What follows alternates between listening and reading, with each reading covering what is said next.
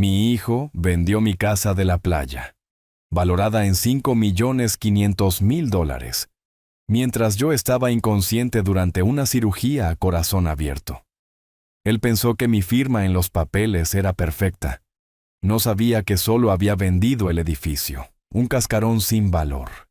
No sabía que yo todavía era el dueño de la tierra sobre la que se asentaba. Cuando me enteré, no dije nada.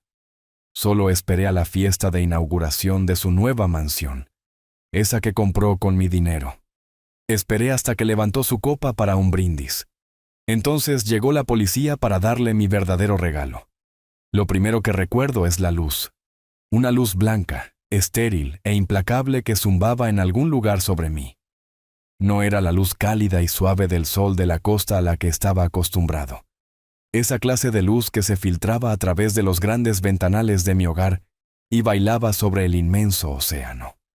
Esta era una luz fría y clínica. Luego vino el sonido, un pitido constante y rítmico que parecía contar los segundos de mi vida. Traté de levantar la cabeza, pero un dolor sordo y pesado en el pecho me inmovilizó. Mis recuerdos eran una niebla, una serie de imágenes desconectadas. Un dolor agudo en el brazo, el lamento de una sirena acercándose y un rostro lleno de pánico, el de mi hijo Carlos, inclinándose sobre mí. Un médico con ojos amables y rostro cansado se inclinó hacia mi campo de visión. Me explicó que había sufrido un ataque cardíaco mayor. Me habían sometido a una cirugía de bypass de emergencia. Las palabras flotaban a mi alrededor, pero no terminaban de encajar. Estaba vivo, pero me sentía como un espectador en mi propio cuerpo. Carlos y su esposa Paulina estaban allí, con los rostros cubiertos por máscaras de preocupación ensayada. Paulina me apretaba la mano con demasiada fuerza. Sus anillos se clavaban en mi piel. Carlos seguía alisando mi manta, con movimientos bruscos y ansiosos.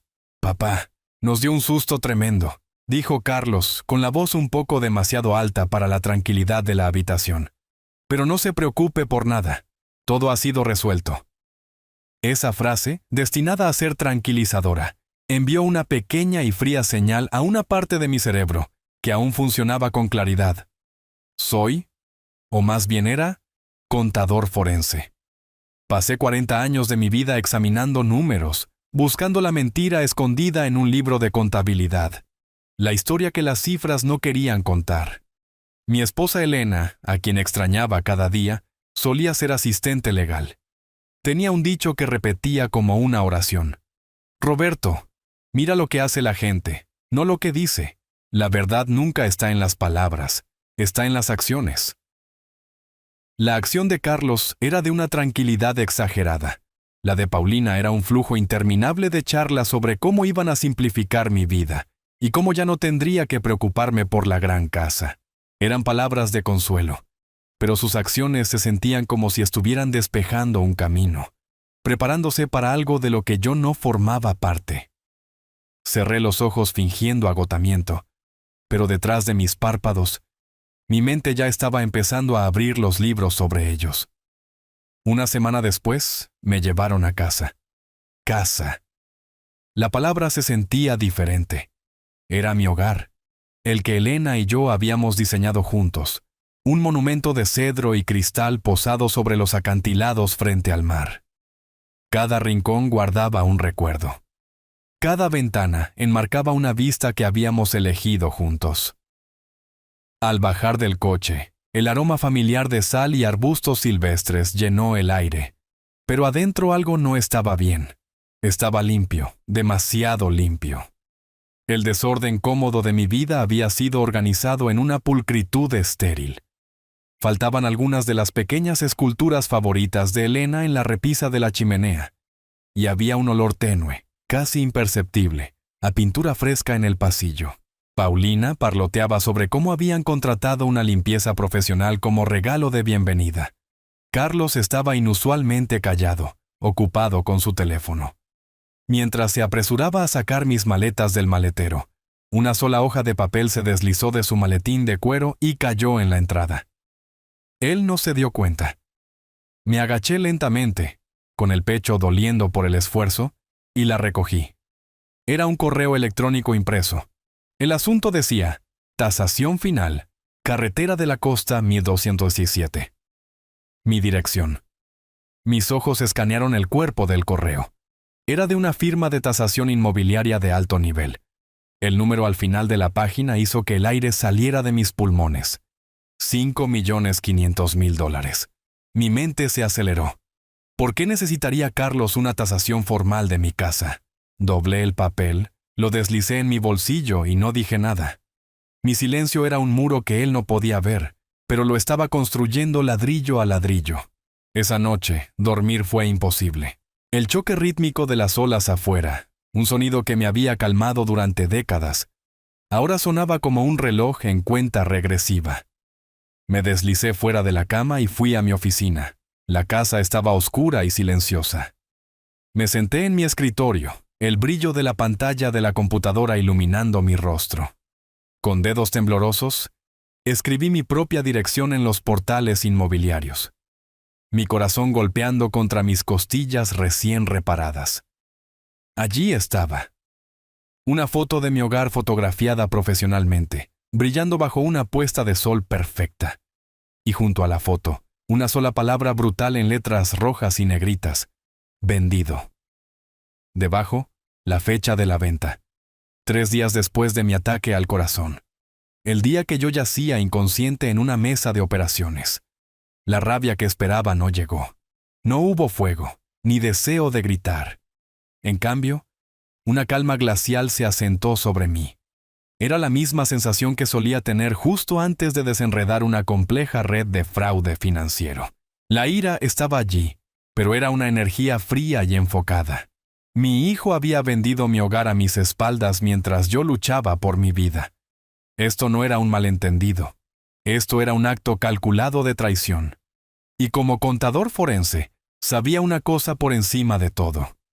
No haces un movimiento hasta que tienes todas las pruebas. Mi primer paso fue confirmar lo impensable. Sabía que los registros de propiedad en el condado eran información pública. Era mi campo de especialización. Navegué por el sitio web del registro del condado, un sistema que conocía tan bien como mi propio patio trasero. Escribí el número de parcela de mi propiedad, una cadena de dígitos que sabía de memoria. La pantalla cargó y los documentos aparecieron. Allí estaba en blanco y negro, una escritura oficial de transferencia notariada. Mis ojos escanearon el documento. El comprador era una corporación de la que nunca había oído hablar. Una sociedad de responsabilidad limitada numerada.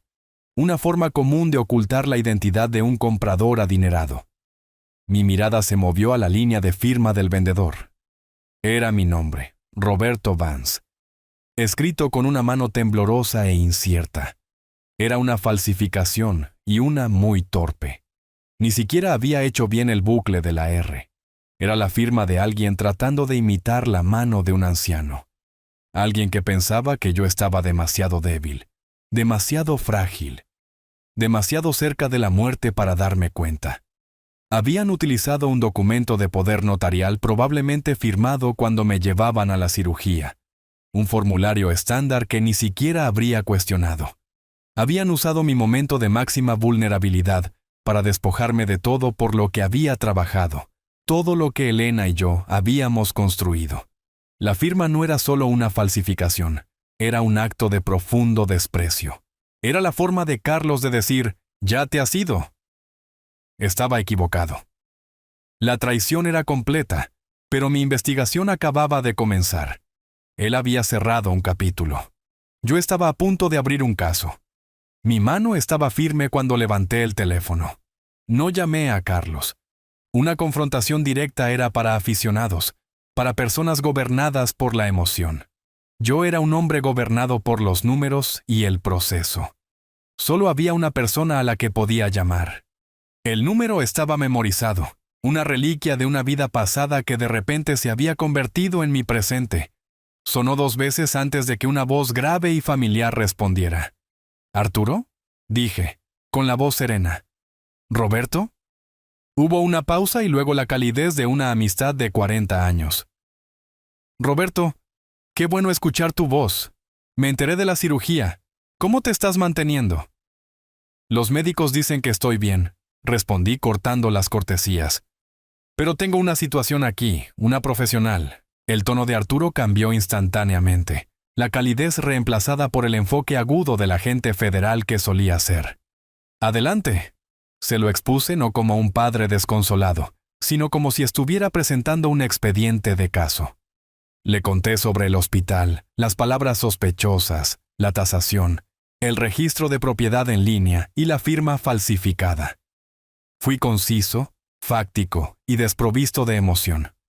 Cuando terminé, hubo un largo silencio al otro lado de la línea. «Roberto», dijo Arturo finalmente, con voz sombría. «Esto es grande, más grande de lo que piensas. Esto no es solo una disputa familiar. Estamos hablando de múltiples delitos federales, fraude electrónico, robo de identidad agravado, fraude contra personas mayores. La lista es larga. El hecho de que estuvieras médicamente incapacitado lo convierte en un caso ganado para el fiscal». «Lo sé», dije. «¿Cuál es mi siguiente paso?» «Tu siguiente paso es no hacer absolutamente nada», ordenó Arturo. «No hables con Carlos. No hables con Paulina. Ahora eres una víctima en una investigación activa, aunque sea una que solo tú y yo conocemos en este momento. Tu casa es la escena del crimen. Necesitas actuar como el mismo anciano frágil que ellos creen que eres. ¿Entiendes?» «Entiendo». «Bien», dijo Arturo. «Ahora necesitamos construir nuestro propio archivo, uno limpio y completamente separado de lo que ellos hicieron. Necesito que consigas tus estados de cuenta bancarios de los últimos 6 meses. Necesito toda la correspondencia con Carlos y Paulina. Y lo más importante, necesito que encuentres cada documento original que tengas relacionado con esa casa. La escritura, los papeles de la hipoteca, los planos, cualquier cosa que tu esposa Elena pudiera haber guardado. No puedes dejar que Carlos sepa que estás buscando estas cosas. Él vendió tu casa, Roberto. En su mente, ahora eres un huésped allí. Solo te está dejando quedarte por la bondad de su corazón hasta que decida dónde ponerte». Las palabras eran duras, pero Arturo tenía razón. Estaba enmarcando la narrativa, obligándome a ver la fría y dura realidad de la situación. A través de nuestra conversación, surgieron recuerdos de los casos en los que habíamos trabajado juntos hace años. Yo era quien podía encontrar un solo punto decimal mal colocado en un mar de datos que podía derribar una corporación. Arturo era quien podía tomar ese único dato y construir un caso blindado a su alrededor. Éramos un buen equipo. Mis habilidades no habían desaparecido, solo habían estado latentes. Las instrucciones de Arturo eran claras. El juego estaba en marcha y yo sabía exactamente cómo interpretar mi papel. Ya no era solo Roberto Vance, el viudo afligido. Era Roberto Vance, el contador forense, y la vida de mi hijo era ahora un libro mayor abierto esperando ser auditado. Después de mi llamada con Arturo, sabía dónde tenía que buscar. Elena era meticulosa, una guardiana de registros del más alto orden. Mientras yo veía el mundo en números, ella lo veía en rastros de papel, en cláusulas y subcláusulas. Siempre decía, la letra pequeña es donde vive la verdad. En mi oficina, detrás de una fila de aburridos libros de texto de contabilidad, había una pequeña caja fuerte a prueba de fuego. Carlos no sabía que existía. Giré la combinación, los clics familiares resonando en la casa silenciosa. Dentro, pasando viejos certificados de acciones y mi pasaporte, había una pesada caja de metal verde oscuro. No estaba cerrada con llave. Elena no creía en poner una cerradura encima de otra cerradura. Su seguridad estaba en la complejidad del contenido. Sobre la caja había una sola etiqueta amarillenta con su elegante caligrafía: Fideicomiso de la familia Vance. Levanté la tapa. Dentro, organizado con perfecta precisión, había una pila de documentos encuadernados en cubiertas azules legales. Era toda la historia de nuestro hogar, desde el primer estudio de la tierra virgen hasta los permisos finales de construcción. Pero debajo de todo había un documento mucho más grueso. La página del título decía: Acuerdo de fideicomiso irrevocable de la familia Vance. Pasé las siguientes 2 horas leyendo, y con cada página una sensación de asombro me invadía. Lo que Elena había hecho hace todos esos años era un acto de puro genio legal. Levanté el teléfono y marqué un número en la gran ciudad capital. Una voz aguda y profesional respondió al primer timbre. Valentina Reed. «Valentina», dije, «es tu tío Roberto». «¿Tío Roberto?» Su voz se calentó de inmediato. Valentina era la sobrina de Elena, una abogada corporativa brillante que había heredado toda la inteligencia y tenacidad de su tía. «Me enteré de tu cirugía. ¿Estás bien?» «Me estoy recuperando», dije con la voz firme. «Pero necesito que vueles a la costa. Inmediatamente. Se trata del fideicomiso de tu tía Elena». La urgencia en mi tono cortó a través de la línea. No hubo vacilación. «Estaré en el primer vuelo de la mañana». Fiel a su palabra, Valentina llegó la tarde siguiente.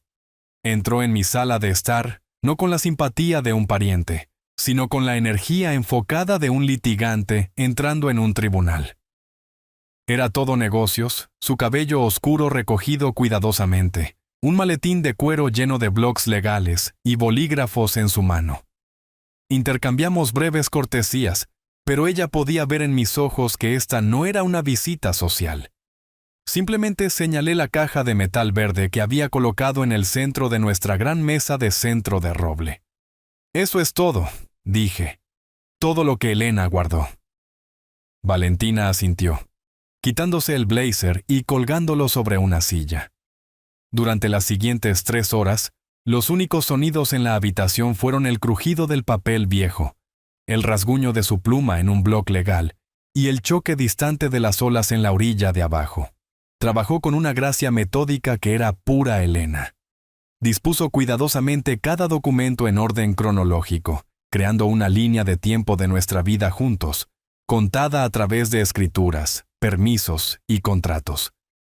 Leía con una intensidad sin parpadear, frunciendo el ceño ocasionalmente en concentración, sus labios moviéndose en silencio mientras absorbía la compleja jerga legal. Me senté en mi sillón observándola. En su enfoque vi a mi esposa tan claramente que dolía. Recordé a Elena sentada en esta misma mesa tarde en la noche, mucho después de que yo me hubiera ido a la cama, rodeada de estos mismos papeles. Yo era el hombre de los números, el que hacía el dinero, pero ella era la protectora, la que construía los muros para mantener nuestro mundo seguro. Siempre había pensado que ella solo estaba siendo demasiado cautelosa, un poco pesimista. Ahora veía que no era pesimista, era una estratega. Estaba jugando un largo juego de ajedrez contra un futuro que de alguna manera anticipó, un futuro donde la mayor amenaza para nuestra familia podría venir desde adentro. Unas 2 horas después de su revisión, Valentina se detuvo repentinamente.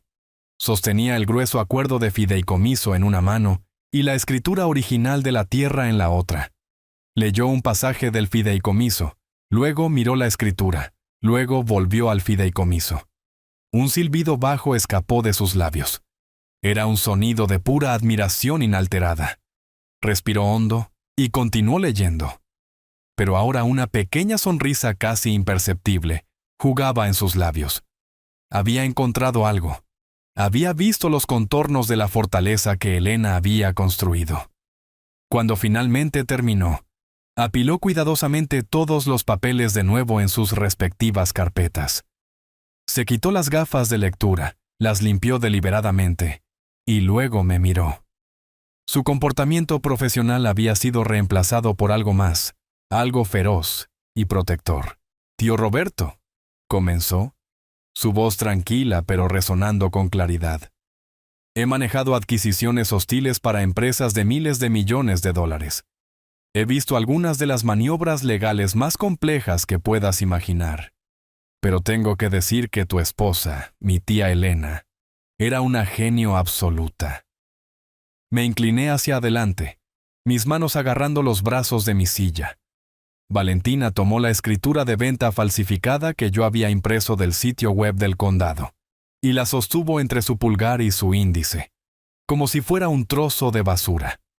Carlos cree que vendió esta casa, dijo con la voz goteando desprecio. Cree que logró el crimen perfecto vendiendo tu activo más valioso mientras estabas indefenso. Luego señaló la montaña de documentos cuidadosamente organizados en la mesa. Lo que él no sabe es que la tía Elena se aseguró de que la casa nunca fuera el activo más valioso. Dejó que la declaración colgara en el aire, las olas rompiendo afuera proporcionando un trasfondo dramático. Carlos no vendió tu casa, dijo, sus ojos clavándose en los míos, un fuego triunfante ardiendo dentro de ellos. Ese idiota solo vendió el edificio. La miré, las palabras colgando en el aire, negándose a tener sentido. ¿Solo el edificio, Valentina? ¿De qué estás hablando? El hombre pagó $5.500.000. Ese es el valor de la casa y la tierra combinadas. La sonrisa de Valentina era fina y afilada, del tipo que ganaba casos judiciales. Exactamente, dijo. Pagó por una vista de $5.5 millones, pero solo compró la ventana. Permíteme explicar la obra maestra que creó tu esposa. Se levantó y comenzó a caminar frente a la gran ventana, usando la vasta extensión del océano como telón de fondo. Tomó el documento más grueso de la mesa de centro, el acuerdo de fideicomiso. Prueba A, dijo, sosteniéndolo en alto, el fideicomiso irrevocable de la familia Vance. Cuando tú y la tía Elena compraron esta propiedad hace 30 años, ella estructuró el trato de una manera que solo he visto en transacciones comerciales complejas, nunca para una casa privada. El fideicomiso, una entidad legal completamente separada, es lo que realmente compró la tierra en sí. Este acantilado, esta playa, el acceso, el suelo, todo sobre lo que se asienta, valorado en aproximadamente $4 millones, es propiedad del fideicomiso, no tuya. Según este documento, tú eres el beneficiario vitalicio. Eso te da el derecho innegable de vivir aquí, de disfrutarlo hasta tu último día. Pero no tienes el poder de venderlo. Es una caja blindada, tío Roberto. Elena lo diseñó para proteger el activo principal de cualquier cosa y de todo, ya sean acreedores, demandas o... Hizo una pausa, dejando caer la palabra. Familia. Mi mente, acostumbrada a la lógica limpia de los números, corría para ponerse al día con la brillantez legal. Valentina luego tomó un segundo documento mucho más simple, la escritura de la casa. Prueba B, continuó. Esta es la escritura de la estructura física, la madera, el vidrio, los cimientos, el edificio en sí, valorado en aproximadamente $1.500.000. Esto y solo esto estaba legalmente a tu nombre. Este es el documento en el que Carlos falsificó tu firma. Él vendió la casa, sí, pero una casa es solo un objeto. Sin la tierra debajo de ella, es un pisapapeles muy grande y muy caro. Finalmente lo entendí. Una lenta ola de comprensión tan profunda que era casi vertiginosa me invadió. Miré alrededor de la habitación a los altos techos de cedro y la chimenea de piedra, y por primera vez los vi como algo separado de la tierra a la que estaban atornillados. ¿Pero cómo puede ser eso legal?, pregunté. ¿Cómo puedes ser dueño de una casa en una tierra que no posees? Valentina sonrió, claramente impresionada por el genio de su tía. Esa, tío Roberto, es la pieza final y hermosa del rompecabezas. Prueba C. Sostuvo una sola hoja de papel crujiente. El contrato de arrendamiento del terreno. La tía Elena hizo que el fideicomiso te arrendara la tierra a ti, el dueño del edificio, por un término de 99 años por el precio de $1 al año. Es un mecanismo legal que se usa a menudo para rascacielos en las grandes metrópolis, no para casas de playa. Fue un acto de pura previsión. Caminó y colocó el documento en mis manos. Su dedo señaló un párrafo específico, cláusula 7b. Y aquí está el tiro de gracia, dijo. El contrato de arrendamiento establece explícitamente que cualquier venta o transferencia no autorizada de la propiedad de la estructura anula inmediatamente el acuerdo de arrendamiento. En el momento en que la venta fraudulenta de Carlos se registró en el condado, no solo vendió tu casa, sino que activó una bomba de tiempo legal. Me dejó absorber la información. Luego entregó el resumen final devastador. Así que, para juntarlo todo, dijo Valentina con voz tranquila y letal. Tu hijo Carlos falsificó tu firma para vender un edificio de $1,500,000. El comprador, este tal señor Serrano, fue lo suficientemente tonto como para pagar $5,5 millones por él, pensando que también estaba obteniendo la tierra. Pero lo que realmente compró fue un edificio que, a partir de este momento, está invadiendo ilegalmente la propiedad de $4 millones del fideicomiso de la familia Vance. No solo consiguió un maltrato, tío Roberto. Compró un problema multimillonario que ahora está legalmente obligado a retirar de nuestra tierra. Con todo el alcance del plan de Elena revelado, el dolor en mi corazón se unió a un sentimiento nuevo y poderoso: determinación. Valentina transformó mi tranquila oficina en casa en una sala de guerra. La calidez y los recuerdos todavía estaban allí, pero ahora estaban superpuestos con un propósito frío y estratégico. Se sentó en mi escritorio, el que Elena había usado durante tantos años, y comenzó a redactar la primera comunicación oficial. Era una carta, pero en el mundo de la ley, una carta como esta es una declaración de guerra. Estaba dirigida al señor Serrano, el nuevo propietario involuntario de un problema muy costoso. Observé por encima de su hombro mientras escribía. El lenguaje no era emocional ni acusatorio. Era preciso, clínico y absolutamente letal. Cada oración era un golpe cuidadosamente elaborado. La carta informaba al señor Serrano que su reciente adquisición de la propiedad en la carretera de la Costa 1217 era el resultado de una transmisión fraudulenta. Detallaba que la firma del vendedor era una falsificación ejecutada mientras el propietario legal, yo mismo, estaba médicamente incapacitado e inconsciente. Continuaba explicando, con archivos adjuntos referenciados de los documentos relevantes del fideicomiso y el arrendamiento, la separación legal de la estructura y la tierra. Y luego vino el párrafo final, el que convertiría la inversión soñada del señor Serrano en una pesadilla. Declaraba que, debido a la transferencia de propiedad no autorizada, el arrendamiento del terreno para la estructura era ahora nulo y sin efecto. Como la tierra era propiedad legal del fideicomiso de la familia Vance, el edificio del señor Serrano ahora se consideraba una estructura intrusa.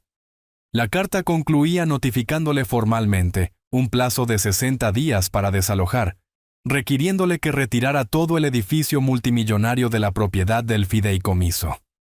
La carta se imprimió en papel legal grueso de color crema. Se envió por correo certificado con acuse de recibo. El primer movimiento había sido hecho. La respuesta llegó 4 días después, no por escrito, sino en forma de una llamada telefónica a Valentina de un abogado con una voz resbaladiza y condescendiente. Se presentó como el asesor legal del señor Serrano. Escuché en el altavoz mientras se reía despectivamente. Señora Reed, comenzó. Mi cliente, el señor Serrano, me ha pasado su creativa pieza de correspondencia. Permítame ser franco. Vemos esto como lo que es. Un intento patético de extorsión. Un chantaje. Usted y su cliente senil parecen pensar que pueden exprimir unos cuantos dólares extra de un hombre de la estatura del señor Serrano. No va a suceder. Valentina guardó silencio por un momento, dejando que su arrogancia colgara en el aire. Cuando finalmente habló, su voz era tan tranquila y fría como un lago congelado. «Consejero», dijo, «le sugiero que aconseje a su cliente que lea los documentos que proporcionamos con más cuidado. Esto no es una negociación, es una notificación. A su cliente le quedan 56 días para retirar su propiedad intrusa. Después de eso, el fideicomiso Vance comenzará a presentar demandas por daños y perjuicios. Y en cuanto al estado mental de mi cliente, tenemos registros médicos y una declaración jurada de su cirujano cardíaco. La única parte cometiendo extorsión aquí es su cliente, quien actualmente está en posesión de un activo comprado a través de medios delictivos. Que tenga un buen día». Colgó el teléfono sin esperar respuesta. El señor Serrano, al igual que mi hijo, había cometido el error fatal de subestimarnos. Mientras Valentina manejaba el frente civil, yo trabajaba con Arturo en el criminal. Este era mi territorio. Arturo, usando sus viejos contactos, ayudó a Valentina a asegurar una citación para los registros bancarios de Carlos. Cuando llegaron los estados de cuenta, sentí una emoción familiar, la emoción fría de un cazador encontrando las huellas. Extendí las páginas sobre la mesa de mi comedor. Y allí estaba. Una sola transferencia bancaria con fecha del día de mi cirugía. $5.500.000 depositados en una nueva cuenta a nombre de Carlos. Había tratado de ser inteligente moviendo el dinero entre diferentes cuentas después, pero el depósito inicial era la prueba irrefutable. Rastreé cada dólar creando un diagrama de flujo que mostraba una gran parte destinada a pagar deudas. Otro pedazo yendo hacia el pago inicial de una nueva mansión en un barrio exclusivo, y una cantidad significativa transferida a las cuentas personales de Paulina. Era una hoja de ruta clara y obvia de su crimen. Comenzamos a armar nuestro archivo para el fiscal de distrito. Era una obra de arte, una narrativa perfecta e innegable de codicia y traición. La primera sección contenía comparaciones de alta resolución lado a lado de mi firma real y la falsificación en la escritura. La segunda sección era la evidencia financiera, mis gráficos meticulosamente preparados que mostraban el flujo de dinero de la venta fraudulenta. La tercera sección era médica. Incluía una declaración jurada detallada de mi cirujano, el Dr. Evans, describiendo mi condición crítica y declarando que yo estaba inconsciente e incapaz de tomar decisiones legales en el momento en que se firmaron los documentos. La sección final fue la contribución de Arturo, un resumen conciso de las leyes estatales y federales, aplicables que se habían violado, completo con las posibles sentencias de prisión para cada cargo. Cuando el archivo estuvo completo, tenía más de 100 páginas.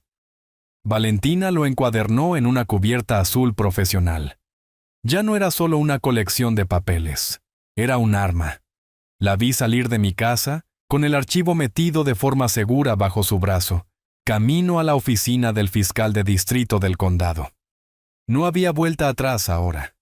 El trabajo silencioso y metódico estaba hecho. Los engranajes de una máquina mucho más grande y poderosa comenzaban a girar, y giraban lenta, pero seguramente, directo hacia mi hijo. Pasaron unas pocas semanas en una extraña y tensa calma. Interpreté el papel del paciente en recuperación hablando con Carlos en llamadas telefónicas cortas y simples. Nunca pregunté por la casa, nunca pregunté por el dinero. No le di ninguna razón para sospechar que yo era otra cosa que el anciano frágil y olvidadizo que él creía que era. Sabía que él y Paulina estaban ocupados gastando su nueva fortuna, y me contenté con dejarles construir su jaula dorada, barrote brillante y costoso tras barrote. El silencio era mi mayor arma. En ausencia de preguntas, llenaron el vacío con sus propias autofelicitaciones. Entonces, llegó la llamada inevitable. Estaba sentado en mi porche viendo a los pelícanos zambullirse en las olas, cuando mi teléfono sonó con la foto de Carlos en la pantalla. Dejé que sonara 3 veces antes de contestar, tomando una respiración lenta y conscientemente, haciendo que mi voz sonara un poco más débil, un poco más cansada de lo que realmente me sentía. «Hola, Carlos». «¿Papá? ¿Cómo se siente?», preguntó, su voz retumbando con una energía artificial. No esperó una respuesta. «Escuche, tengo la noticia más increíble. Paulina y yo, cerramos un gran trato, un verdadero cambio de juego. No puedo entrar en detalles, usted sabe, los negocios son los negocios. Pero digamos que todo mi arduo trabajo finalmente ha dado sus frutos a lo grande». Casi podía escuchar la sonrisa engreída en su rostro. Me lo imaginaba caminando por una gran habitación vacía, su voz haciendo eco ligeramente, el sonido de un hombre tratando de convencerse a sí mismo de su propia grandeza. Eso es maravilloso, hijo», dije, poniendo un ligero temblor en mi voz. «Es más que maravilloso, papá. Es monumental», continuó.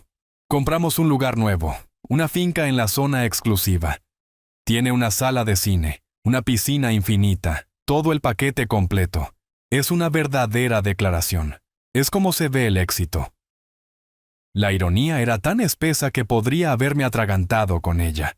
Estaba describiendo su nueva casa comprada con las ganancias de vender la mía. Suena muy impresionante, logré decir. Tiene que verla, insistió. Por eso estoy llamando. Paulina y yo vamos a dar una pequeña fiesta de inauguración en 2 semanas. Un sábado por la noche. Solo unos pocos amigos cercanos y socios de negocios. Queremos que usted esté allí, como el invitado de honor, por supuesto. El invitado de honor. Quería exhibirme como el padre cariñoso, el patriarca de la familia exitosa que él había creado. Quería usarme como utilería en su teatro de mentiras. La audacia era impresionante. Esta no era solo una invitación. Era el acto arrogante final de un hombre que creía que se había salido con la suya. No sé, Carlos, dije, dejando que mi voz se desvaneciera. Todavía no me siento muy fuerte. Tonterías, papá, dijo rápidamente. El aire fresco le hará bien. Es hora de que vea lo que he logrado. Estará muy orgulloso. Este era el momento que había estado esperando. Esta era la apertura que me habían dado. Está bien, hijo, dije, mi voz suave, casi un susurro. Si es tan importante para ti, estaré allí. Hice una pausa, dejándolo saborear su victoria antes de agregar el toque final perfecto. Estaré allí para celebrar tu logro. Fantástico, papá, sabía que aceptaría. Enviaré un coche por usted. Nos vemos entonces. Colgó, sin duda sintiéndose triunfante. Terminé la llamada e inmediatamente marqué un número diferente, creando una conferencia telefónica con Valentina y Arturo. Retransmití la conversación palabra por palabra. Cuando terminé, hubo un momento de silencio en la línea. Fue Arturo quien habló primero, con voz baja y seria. Es un regalo, dijo. Nos acaba de entregar el escenario perfecto para el acto final. Un entorno público rodeado de sus supuestos amigos y colegas. Es limpio, está contenido y envía el mensaje más fuerte posible. Es mejor de lo que podríamos haber planeado. La voz de Valentina era aguda y enfocada. Estoy de acuerdo. Notificaré a la oficina del fiscal inmediatamente. Tienen las órdenes listas. Solo necesitábamos el momento y el lugar adecuados. Una fiesta de inauguración para una casa que compró con dinero robado. La óptica es devastadora. El arresto será la pieza central de la noche. Y finalizamos los detalles. La oficina del fiscal de distrito tendría detectives vestidos de civil en espera a solo unas cuadras de distancia. Arturo sería quien entraría primero a la fiesta para dar la señal. Mi papel era simple: presentarme, actuar mi parte y ser el ojo tranquilo del huracán. La trampa ya no era solo un plan en papel. Ahora tenía una fecha, una hora y una ubicación. En 2 semanas, asistiría a una fiesta para celebrar el éxito de mi hijo, sabiendo que al final de la noche, su mundo entero se reduciría a cenizas. La invitación había sido ofrecida, y yo había aceptado. Los días previos a la fiesta fueron los más extraños de mi vida. Existía en un estado de profunda e inquietante tranquilidad. Los engranajes de la justicia estaban girando. La trampa estaba puesta, y todo lo que me quedaba por hacer era esperar. Pasé mi tiempo en rituales silenciosos recorriendo los caminos familiares de mi vida, como para memorizarlos una última vez a pesar de que estaba luchando por conservarlos. Cada mañana, bajaba los escalones de madera desde mi terraza a la playa. La arena estaba fresca bajo mis pies descalzos, y el suspiro rítmico de las olas llegando a la orilla era una presencia constante y estabilizadora. Esta había sido mi rutina con Elena durante más de 30 años. Era nuestra iglesia, nuestro santuario. El jueves antes de la fiesta, 2 días antes de que la tormenta se desatara, los vi. Un camión blanco inmaculado con el logotipo Desarrollos de Lujo Serrano estaba estacionado donde solía estar el coche de mi hijo. 2 hombres con camisas polo impecables estaban en mi césped, el que Elena había pasado años cultivando con hierba marina y flores nativas. Tenían un trípode de topógrafo instalado y estaban desenrollando una larga cinta métrica a través de la hierba. Un tercer hombre, presumiblemente el capataz, sostenía una tableta apuntando hacia la casa y luego hacia el borde del acantilado. Me detuve al pie de mis escalones, parcialmente oculto por los soportes de madera. No me moví, solo observé. Estaban planeando, estaban midiendo, estaban tan confiados en su propiedad, tan seguros de su derecho a estar allí, que ni siquiera notaron al anciano observándolos desde las sombras. Podía escuchar fragmentos de su conversación llevados por la brisa del océano.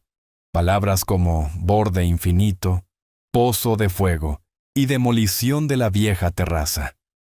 Estaban discutiendo cómo borrarían cada rastro de la vida que Elena y yo habíamos construido, reemplazándola con un monumento al ego de un hombre rico. Otro hombre podría haber irrumpido en la playa gritando, agitando los brazos, diciéndoles que salieran de su propiedad. Pero yo no sentí nada de eso. Mi ira había sido forjada en algo más duro, más frío y mucho más paciente. Los vi medir el suelo donde le había enseñado a Carlos a lanzar una pelota de béisbol, el lugar donde Elena y yo habíamos organizado innumerables barbacoas de verano con nuestros amigos. Los vi señalar su jardín de rosas, el que ella había mimado durante décadas, y hablar sobre dónde iría el nuevo jacuzzi. Y permanecí en silencio. Mi silencio se sentía vasto y poderoso, como el océano profundo justo más allá de las rompientes. Veían una playa tranquila, una casa vacía. No podían ver el tsunami legal que estaba reuniendo fuerza justo sobre el horizonte, una ola que estaba a punto de estrellarse y barrer todos sus pequeños planes y mediciones. Estaban midiendo para una piscina, pero no podían medir la profundidad del engaño que los había traído aquí. Estaban planeando cimientos, pero estaban parados sobre un terreno que estaba a punto de ceder bajo sus pies. Me quedé allí durante casi media hora, un fantasma silencioso observando la profanación de su propia vida. El capataz finalmente me vio. Dio un breve y despectivo asentimiento, del tipo que le das a un vecino o a un jardinero. Vio a un anciano, nada más. Di un asentimiento lento y deliberado a cambio. Que pensara lo que quisiera. Que todos pensaran que habían ganado. Las tormentas no anuncian su llegada con truenos. Comienzan con un cambio sutil en el aire, una quietud que se siente incorrecta. Esa quietud era yo. Cuando me di la vuelta y subí los escalones, supe que esta era la última mañana tranquila. La próxima vez que viera esta playa, el mundo sería un lugar muy diferente para mi hijo y para el hombre que pensaba que ahora era dueño de mi hogar. La calma casi había terminado. El coche que envió Carlos era una limusina negra y silenciosa, que se sentía más como un coche fúnebre que como un medio de transporte. Mientras nos deslizábamos por las calles sinuosas y bien cuidadas del barrio exclusivo, me sentí como un fantasma siendo transportado a su propio funeral. Nos detuvimos frente a una casa que no era un hogar, sino un monumento al dinero. Era un cubo austero de vidrio y hormigón, posado en una ladera brillando con una luz fría y agresiva. El bajo retumbante de la música vibraba a través del piso del coche, incluso antes de que nos detuviéramos. Este era el escenario que mi hijo había construido con las ganancias de su traición. Había elegido mi vestuario para la noche con cuidado. Un viejo traje azul marino, el que había usado para mi propia fiesta de jubilación hace una década. Estaba bien hecho, pero irremediablemente pasado de moda. La tela suavizada con la edad. Me hacía ver exactamente como ellos me veían. Una reliquia, un hombre de una época pasada, alguien a quien compadecer y manejar. El conductor, un hombre joven con un uniforme impecable, me ayudó a salir del coche. Me apoyé pesadamente en mi bastón, una utilería que realmente no necesitaba, y me tomé un momento para estabilizarme. Cada paso que daba era un acto consciente de teatro. Caminé hacia un muro de ruido y perfume. La casa estaba rebosante de personas que parecían todas vagamente iguales, bronceadas, elegantes y vestidas con ropa minimalista costosa. Sostenían copas de champán y reían con los dientes, sus ojos escaneando constantemente la habitación en busca de alguien más importante con quien hablar. Meseros de negro se movían silenciosamente entre la multitud con bandejas de comida diminuta y elaborada. Era una imagen perfectamente curada del éxito, y se sentía tan hueca como un tambor. Los vi al otro lado de la habitación, cerca de la enorme ventana de piso a techo que daba a la brillante alfombra de luces de la ciudad. Paulina estaba envuelta en un vestido plateado que brillaba bajo la iluminación empotrada, un collar de diamantes centelleando en su garganta. Se reía con un sonido alto y frágil que no llegaba a sus ojos. Carlos estaba a su lado, una mano sosteniendo una copa de champán, la otra gesticulando expansivamente mientras hablaba con una pequeña audiencia cautivada. Estaba en su elemento, el rey en su nuevo castillo. Escuché fragmentos de su conversación mientras me abría paso lentamente entre la multitud, un anciano invisible en un mar de ambición. Se trata de identificar activos infravalorados, decía con voz llena de falsa modestia. Tienes que ser agresivo, dispuesto a perturbar el mercado. Mi padre, él era de la vieja escuela, creía en esperar. Yo creo en hacer que las cosas sucedan. La ironía era tan amarga que casi me hizo sonreír.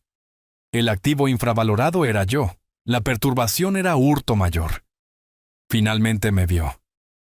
Sus ojos se abrieron por una fracción de segundo. Un parpadeo de molestia tal vez ante este recordatorio de un pasado que estaba tratando tan desesperadamente de enterrar, bajo capas de concreto y efectivo. Pero la mirada desapareció tan rápido como llegó, reemplazada por una amplia sonrisa teatral.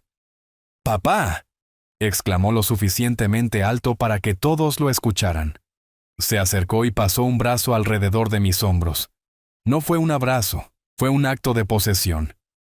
«Atención todos», anunció Carlos, su voz proyectándose por la habitación. «Me gustaría que todos conocieran al hombre que hizo todo esto posible. Mi padre, Roberto Vance». Un aplauso cortés y disperso recorrió la habitación. La gente se volvió para mirarme, sus ojos llenos de una mezcla de curiosidad y lástima. Yo era la pintoresca historia de fondo antigua para la historia de éxito moderna de su anfitrión. «Mi papá me enseñó todo lo que sé», mintió Carlos, apretando mi hombro.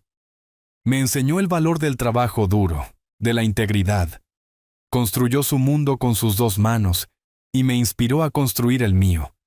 Me estaba usando como un escudo, como una forma de legitimar su riqueza robada. Estaba pintando una obra maestra de hipocresía y yo era el lienzo. Interpreté mi papel ofreciendo una sonrisa débil y ligeramente confundida. Asentí lentamente como si estuviera conmovido por sus palabras, como si no viera la mentira en sus ojos. Me guió a través de la fiesta, presentándome a sus nuevos amigos. Un multimillonario tecnológico, un productor de cine, un famoso agente inmobiliario. A cada uno de ellos les contó la misma historia, una fantasía, donde él era el hijo leal que había construido sobre el humilde legado de su padre. Y con cada relato podía sentir la trampa cerrándose. Cada palabra que hablaba era otro barrote en su propia jaula. Cada mentira era otro clavo en su ataúd. Por dentro, yo era un observador silencioso, un contador forense tomando notas meticulosas. Vi la codicia en sus ojos. Vi la desesperada necesidad de validación en los de mi hijo. Vi una habitación llena de gente que había confundido el dinero con el valor y el éxito con el carácter. Todos vivían en un hermoso y frágil castillo de naipes, y yo sostenía la única carta que podía derribarlo todo. Todo lo que tenía que hacer era esperar el momento perfecto. Y supe, cuando Carlos golpeó una copa para pedir la atención de todos, que el momento estaba muy, muy cerca.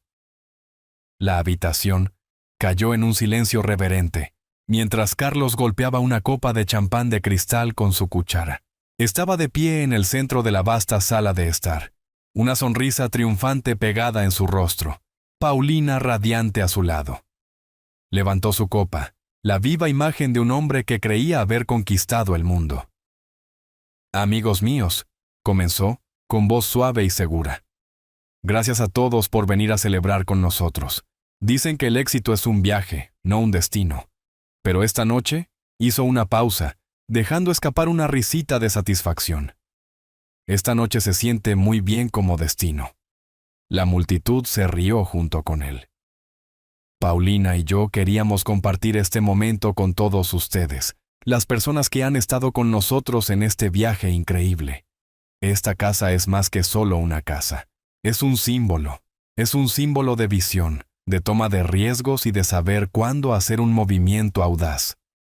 Luego volvió su mirada hacia mí, parado tranquilamente cerca de una gran higuera en maceta. Me hizo señas para que me adelantara, pero simplemente sacudí la cabeza, dándole una pequeña y débil sonrisa. Él tomó eso como su señal. Y quiero hacer un brindis especial, continuó, su voz espesa con falso sentimiento. Por mi padre, Roberto. Él es un hombre de un tiempo diferente, un tiempo de precaución y trabajo lento y constante. Puede que no siempre entienda la velocidad del mundo moderno, pero puso los cimientos de integridad sobre los que he construido toda mi carrera. Así que, por mi padre y por el futuro. Mientras la multitud levantaba sus copas y hacía eco de «por el futuro», las grandes puertas principales de 3 metros de altura de la mansión se abrieron silenciosamente. La repentina entrada de aire fresco de la noche hizo parpadear las velas en las mesas. Toda conversación se detuvo. De pie en la entrada, enmarcado por la oscuridad exterior, estaba mi amigo, Arturo. No estaba en uniforme, pero llevaba un traje oscuro y una expresión de tal autoridad solemne que instantáneamente comandó la atención de cada persona en la habitación. Flanqueándolo había otros 2 individuos, un hombre y una mujer.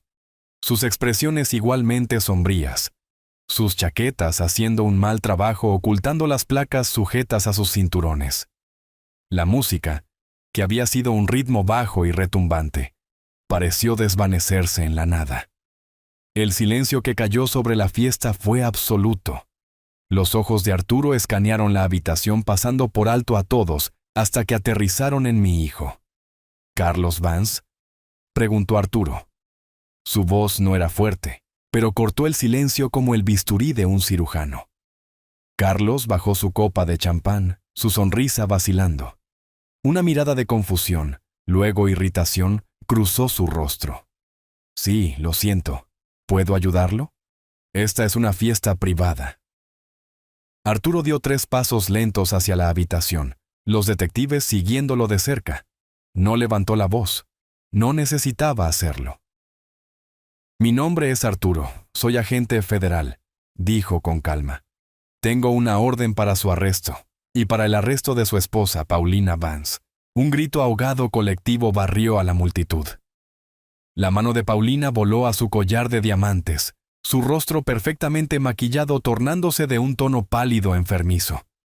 Carlos miró fijamente, con la boca ligeramente abierta. ¿Arresto? Tiene que estar bromeando. Ha habido un error enorme. Trató de reírse, pero el sonido se le atragantó en la garganta. Arturo no mostró emoción, simplemente dio otro paso adelante. No hay ningún error, señor Vance, dijo. Los detectives se movieron con una eficiencia silenciosa, uno hacia Carlos, el otro hacia Paulina. Queda usted arrestado por los siguientes cargos: falsificación grave, violación del Código Penal, fraude financiero contra personas mayores y fraude electrónico federal. Paulina soltó un pequeño sollozo estrangulado cuando la detective llegó a su lado. El rostro de Carlos se había derrumbado. La máscara del magnate seguro reemplazada por la cara aterrorizada de un niño acorralado. ¿Fraude electrónico? ¿Fraude a mayores? Esto es una locura. Amo a mi padre. Está justo aquí. Gesticuló salvajemente en mi dirección, su voz quebrándose.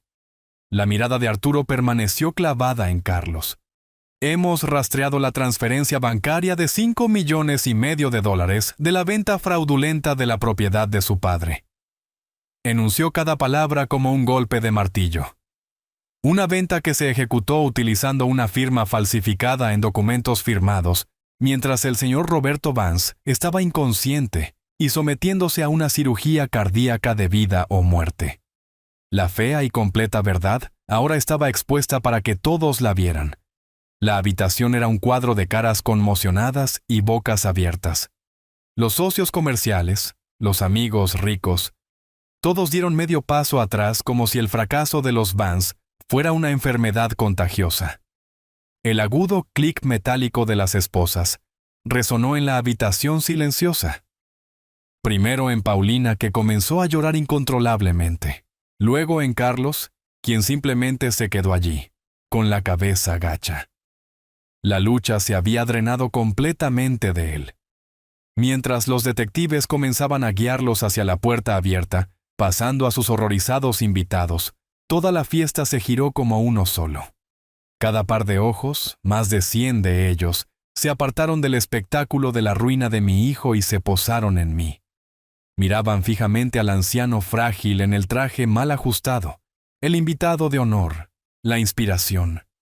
Buscaban una respuesta, buscaban una reacción. ¿Era yo una víctima? ¿Era un tonto? No les di nada, no sonreí, no lloré. Simplemente me mantuve firme, mi expresión tranquila, mis manos descansando ligeramente sobre mi bastón. Vi a mi hijo y a su esposa siendo llevados lejos de su castillo robado y, en el profundo silencio resonante de su caída, no sentí alegría, ni tristeza, ni siquiera ira. Solo sentí la satisfacción tranquila y sombría de una ecuación larga y complicada siendo finalmente resuelta. Los libros ahora estaban equilibrados. Mientras los detectives sacaban a Carlos y Paulina hacia las luces azules y rojas parpadeantes que ahora pintaban la serena calle del barrio exclusivo, un murmullo caótico estalló en la habitación. La fiesta había terminado. Los invitados comenzaron a tomar sus abrigos y bolsos, susurrando furiosamente, sus ojos lanzando miradas hacia mí con un nuevo tipo de respeto temeroso. Estaban huyendo, abandonando el barco que se hundía, pero un hombre no se iba. A través de la multitud que se dispersaba, un hombre grande de cara roja avanzaba tormentosamente hacia mí. Era el señor Serrano, el hombre que pensaba que ahora era dueño de mi hogar. Su rostro era una máscara de pura rabia y confusión. «¡Vance!», retumbó su voz, silenciando los susurros restantes. «¿Qué demonios significa esto? Tengo una escritura firmada de su casa. Pagué $5,5 millones por ella. Su hijo está siendo arrestado por fraude involucrando mi propiedad». Se paró ante mí inflando el pecho, un toro listo para cargar. Claramente pensaba que yo era el eslabón débil, el anciano senil al que podía intimidar para arreglar este lío. Antes de que pudiera pronunciar una sola palabra, Valentina dio un paso adelante desde donde había estado parada tranquilamente a mi lado. Se movió con una gracia fluida y segura que instantáneamente la puso entre él y yo. Ya no era una sobrina, era un escudo legal. «Señor Serrano», dijo ella, su voz fría y uniforme, completamente imperturbable por sus bravuconadas. «Mi nombre es Valentina Reed. Soy la abogada del fideicomiso de la familia Vance. Creo que mi oficina le envió una carta certificada con respecto a este asunto la semana pasada. Solo puedo asumir que su propio equipo legal no le informó de su contenido». Ella extendió un solo documento doblado. Era una copia del aviso que le había enviado. Serrano se lo arrebató de la mano. «Para ser perfectamente clara, señor», continuó Valentina, su tono peligrosamente educado, «para que no haya más confusión. Usted tiene razón. Usted compró la casa al señor Carlos Vance. La estructura física, es decir, nuestras felicitaciones por su nueva adquisición». Serrano la miró fijamente, la ira en su rostro ahora mezclada con un desconcierto naciente. «Sin embargo», dijo Valentina entregando el golpe final, «usted no compró la tierra sobre la que se asienta actualmente esa estructura. Esa tierra sigue siendo propiedad exclusiva del fideicomiso. El contrato de arrendamiento del terreno que hacía legal la presencia de la casa en la tierra fue irrevocablemente anulado por la venta fraudulenta. Su equipo legal parece haber pasado por alto ese detalle bastante crítico en su diligencia debida». Ella señaló el papel en su mano. «Esa es una copia de su aviso formal. Le quedan 53 días para retirar su edificio de $1,500,000 de nuestra propiedad de 4 millones. Buena suerte con la logística. El color desapareció del rostro del señor Serrano. La rabia bravucona se desvaneció, reemplazada por el horror boquiabierto de un hombre viendo toda su fortuna caer por un precipicio. Era un hombre de negocios. Entendió los números al instante. Entendió el error catastrófico que había cometido. Había estado tan cegado por el premio, tan confiado en su poder, que no había mirado la letra pequeña. Había sido estafado por el engaño desesperado de mi hijo y deshecho por su propia arrogancia. Miró el trozo de papel en su mano como si fuera una serpiente venenosa, una escritura sin valor de una victoria hueca. El golpe final había aterrizado. Las semanas que siguieron a la fiesta fueron un borrón de procedimientos legales. Un lento proceso de trituración que tuvo lugar en oficinas estériles y tribunales tranquilos, lejos del drama de esa noche. Las consecuencias fueron exactamente como Arturo y Valentina habían predicho: rápidas, brutales y absolutas. El caso que el fiscal de distrito tenía contra Carlos y Paulina era, en palabras del propio fiscal, una fortaleza. La evidencia no era solo una prueba irrefutable, era un arsenal completo. Los documentos falsificados, las transferencias bancarias meticulosamente rastreadas, el testimonio jurado de mi equipo médico y el puro descaro absoluto de su crimen los dejaron sin defensa. El cargo de fraude financiero contra personas mayores fue el que selló su destino. A los ojos de la ley, su crimen no fue solo un robo. Fue un acto depredador contra una persona vulnerable. Despojó cualquier posibilidad de indulgencia, cualquier oportunidad de retratarlo como una simple disputa familiar por dinero.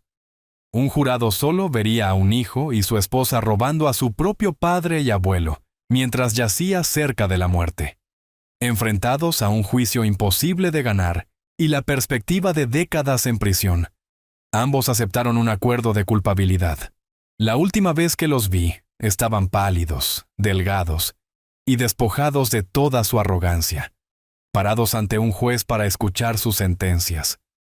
Carlos fue sentenciado a 10 años en una prisión federal.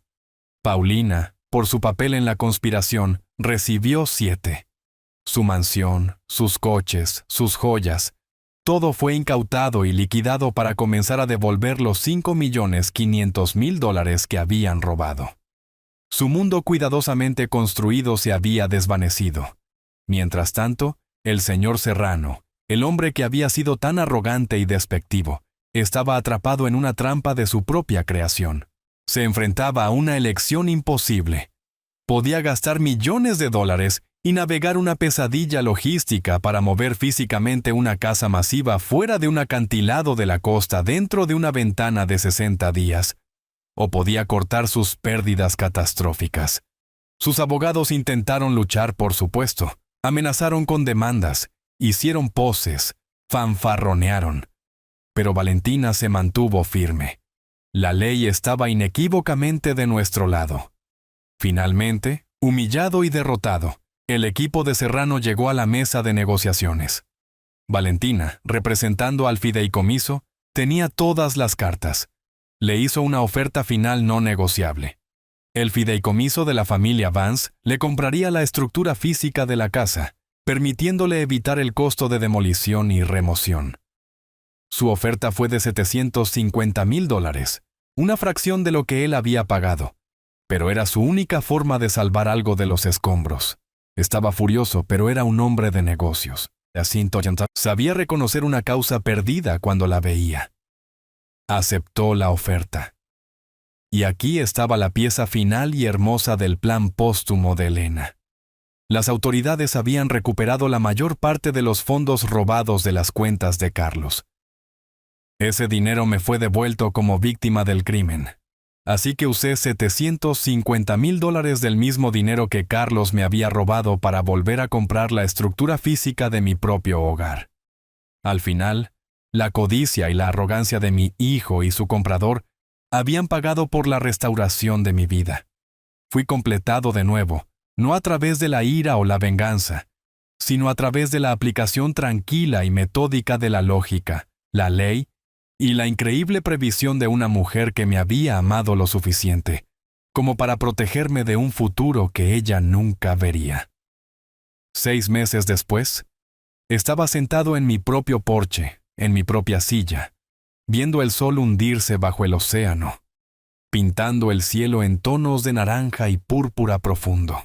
La casa estaba tranquila, llena solo de los sonidos familiares del mar y la suave brisa de la tarde. El leve olor a pintura fresca finalmente se había ido, reemplazado por el reconfortante aroma a sal y madera vieja. Valentina estaba sentada conmigo, con un vaso de té helado en la mano, su trabajo terminado. Nos sentamos en un silencio cómodo durante mucho tiempo, simplemente viendo subir la marea. Ella fue la primera en hablar, su voz suave, casi llevada por el viento. «La tía Elena siempre iba un paso por delante, ¿verdad?», dijo, con una nota de asombro aún en su voz. Miré hacia la inmensa extensión de agua en el horizonte, donde el cielo se encontraba con el mar. Pensé en el caos, la traición y el camino frío y metódico que tuve que caminar para volver a este momento de paz.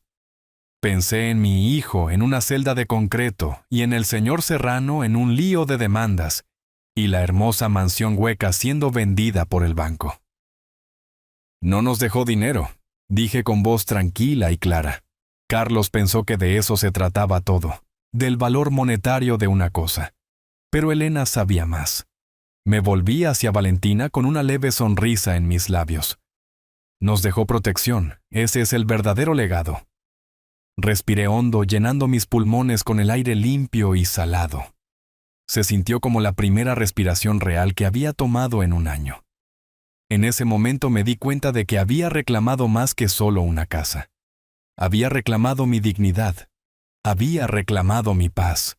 La justicia, había aprendido, no era un trueno fuerte y vengativo. No era la emoción de ver caer a mis enemigos.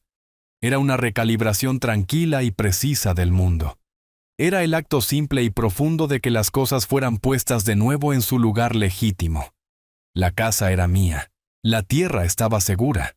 Los recuerdos estaban protegidos. Y yo estaba en casa. El orden había sido restaurado. La lección más profunda de esta historia es que la verdadera fuerza no se mide en volumen o agresión, sino en una resolución tranquila y una planificación meticulosa. La victoria de Roberto se aseguró no a través de la confrontación, sino a través de la recopilación silenciosa de la verdad, construida sobre la base de la increíble previsión de su esposa. Revela que aquellos que son subestimados a menudo poseen el mayor poder. Esta narrativa nos enseña que la justicia no es un acto ruidoso de venganza, sino la restauración deliberada y precisa del orden, demostrando que la dignidad y la inteligencia son los activos finales que nunca pueden ser robados. Déjanos saber en los comentarios, ¿cuál crees que es el legado más poderoso que uno puede dejar atrás?